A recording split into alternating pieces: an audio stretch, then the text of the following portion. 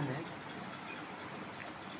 15x square minus 2y y square minus 6z square plus 2xy minus xz plus 24y, এটাকে আমরা 15x square রেখে দিলাম। 2xy আনলাম, minus xzকে এখানে আনলাম, তারপর minus 24y square 24yz minus 6z square লিখলাম। তারপর এগুলা রেখে এখান থেকে মাইনাস কমন দিলাম, 24y square minus 24yz plus 6z square রেখে দিলাম। তারপর এটা যা আছে তা লিখলাম, মাইনাস 6, তারপর এখান থেকে মাইনাস 6 কোথা থেকে হলো, সেই 24 এবং 6 থেকে কমন নিলাম, 6টা কমন নিয়ে 4y স্কোয়ার লিখে যার হলো তা লিখলাম। তারপর এটাকে আবার সেম রেখে 6 রেখে 4y স্কোয়ার দিয়ে 2y হোল স্কোয়ার লেখা যায়।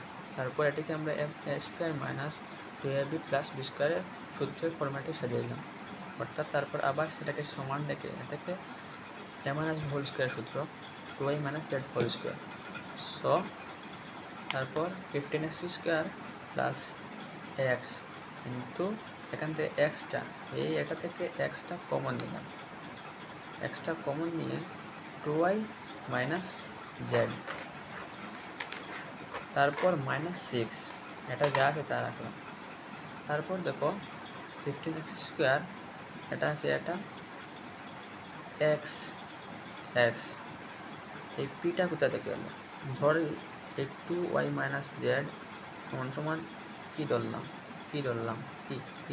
পি, এবার মাইনাস 6 ইন্টু পি সমান কি পি, অতএব square 15 square plus 15 into 6, middle টার্মের সূত্র অনুযায়ী 6 ইন্টু 15 সমান 90 না, আবার আমরা জানি 10 ইন্টু 9 সমান 90, অর্থাৎ 10x³ minus 9x³ minus 6p square.